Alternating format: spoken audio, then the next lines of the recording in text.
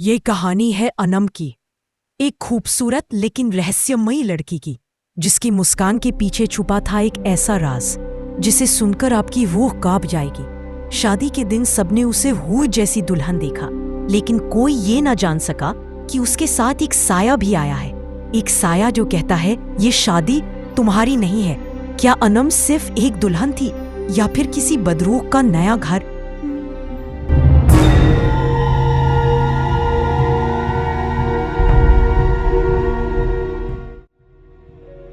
अनम एक बहुत खूबसूरत, नाजुक और शांत स्वभाव की लड़की थी।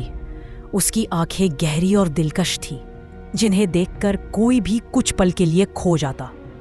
वह गांव के एक पुराने लेकिन खुशहाल घर की इकलौती बेटी थी। माँ बाप के प्यार और दुआओं में पली बड़ी, लेकिन बचपन से ही उसके आसपास एक अजीब सी खामोशी और उदासी छाई रहती। अक्सर अनम अपनी खिड़की पर बैठकर जंगल की ओर घूरती रहती, जैसे कोई उसे वहां से बुला रहा हो। कई बार उसकी माँ पूछती, अनम बेटी ऐसे क्या देखती रहती हो?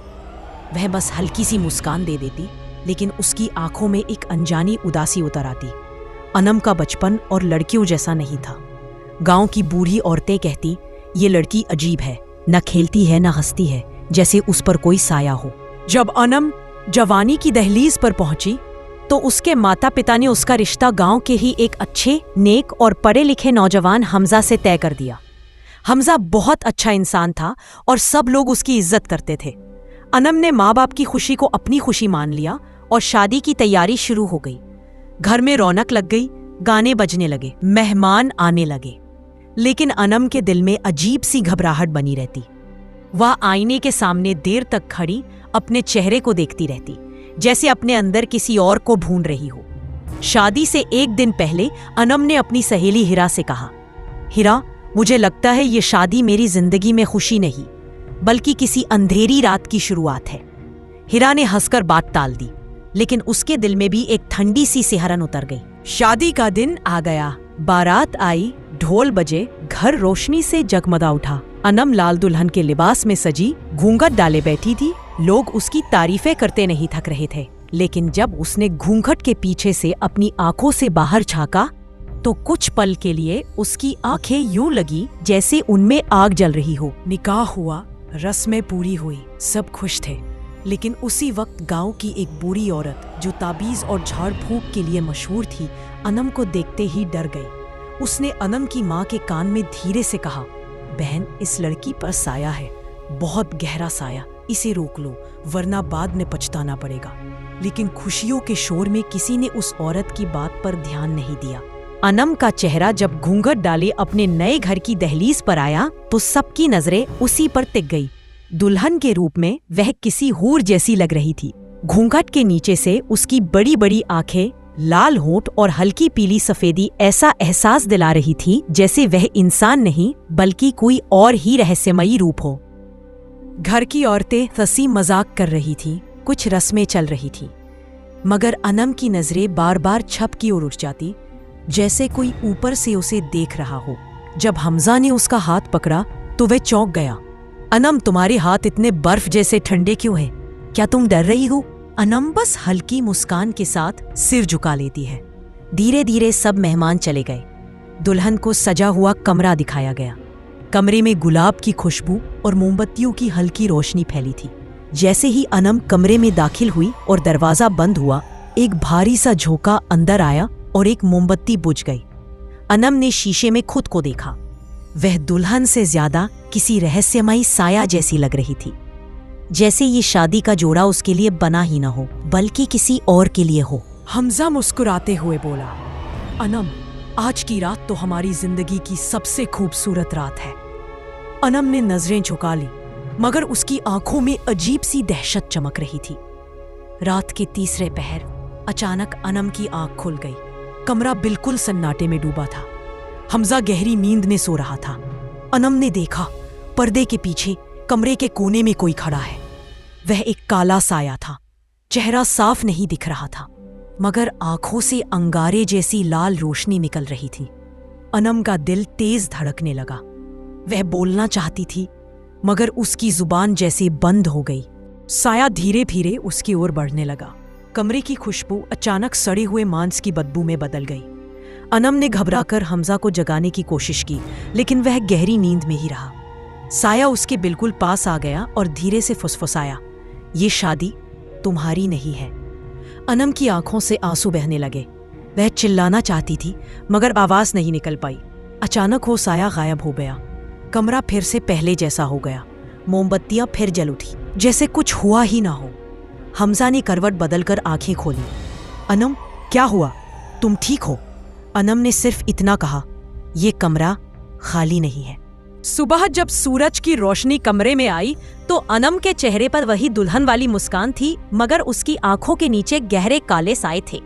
घर की औरतें हंसते हुए बोली, अरे देखो तो, पहली ही रात में हमारी दुल्हन थक गई। मगर अनम जानती थी ये थकान नहीं, बल्कि उस साए का असर है जो अब उसके साथ चिपक गया है। अनम अब घर की बहू बन चुकी थी। सब लोग उससे बहुत प्यार करते थे, लेकिन एक अजीब बात थी, जब भी अनम रसोई या आंगन में अकेली होती, उसे लगता जैसे कोई उसके पीछे खड़ा है। वह कई बार पीछे मुड़कर देखती, लेकिन वहां कोई नहीं होता। एक दिन हमजा ने हंसते हुए पूछा, अनम, तुम बार बार पीछे क्यों देखती रहती हो? क्या कोई भूत खड़ा है? अनम का चेहरा सफेद पड़ गया। उसने धीरे से कहा, हाँ, कोई है जो हमेशा मुझे देखता है।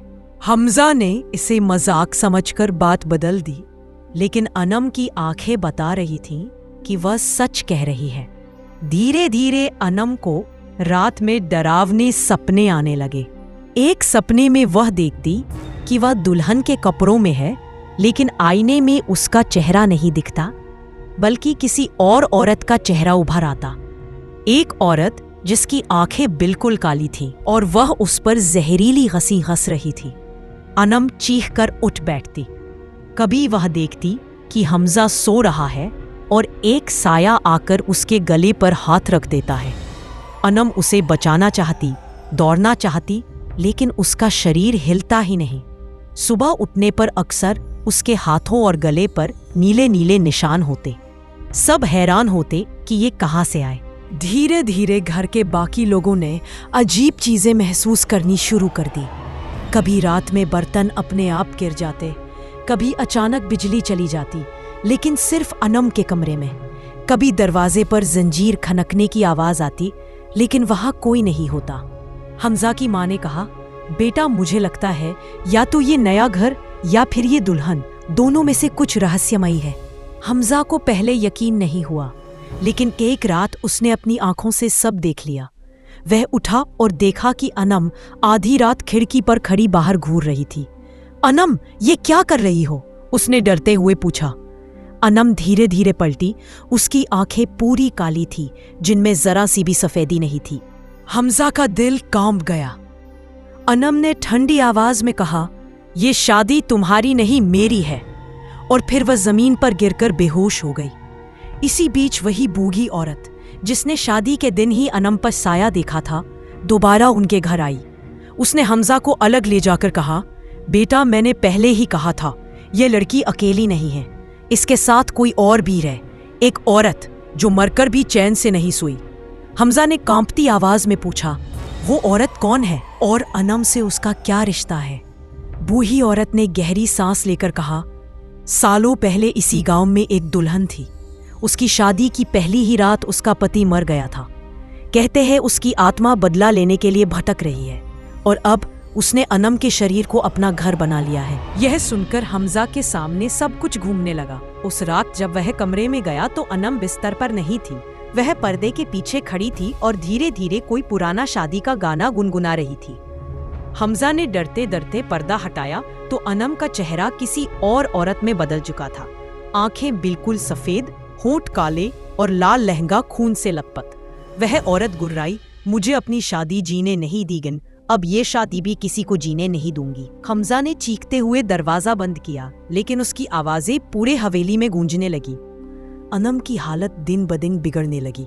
कभी वह हंसती तो आवाज उसकी नहीं लगती थी, बल्कि किसी अजनबी औरत की भारी आवाज निकलती।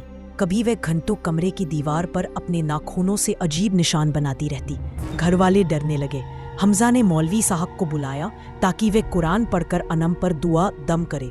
जैसे ही मौलवी साहब ने सूरा यासीन पढ़ना शुरू किया, अनम के मुंह से जहरीली हंसी निकली और वह अचानक हवा में उछलकर दीवार से जा टकराई। اس کی آنکھیں لال ہو گئیں اور وہ گرائی، اسے چھوڑ دو، یہ جسم اب میرا ہے۔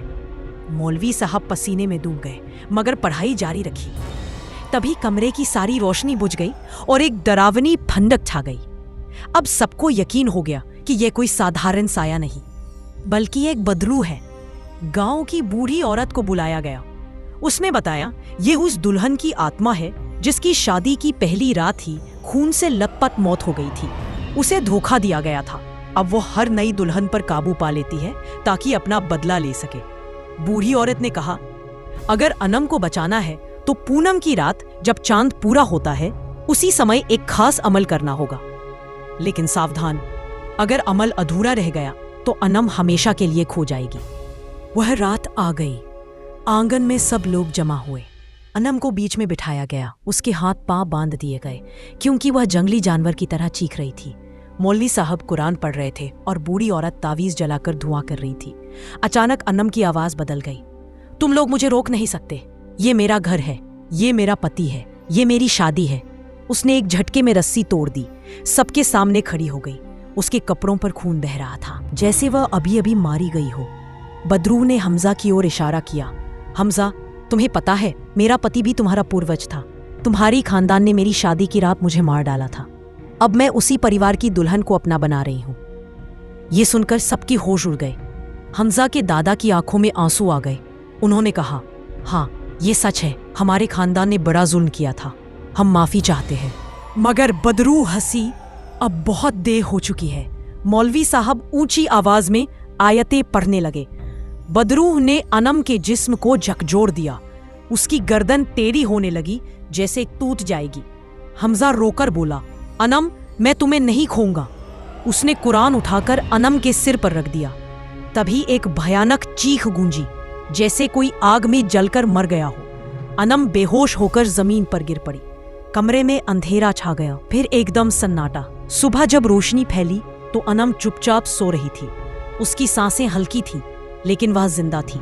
مولوی صاحب نے کہا بدرو ختم نہیں ہوئی، اسے بس قید کیا گیا ہے۔ اگر تمہارا خاندان پھر سے کوئی ظلم کرے گا تو وہ واپس آئے گی۔ انم نے دھیرے سے آنکھیں کھولی، وہ کمزور تھی لیکن مسکرا رہی تھی۔ مگر جب اس نے آئینے میں خود کو دیکھا، اس کی آنکھوں میں ایک پل کے لیے پھر وہی لال چمک دکھائی دی۔ کیا بدرو سچ میں چلی گئی تھی یا پھر اب بھی انم کے اندر کہیں زندہ تھی؟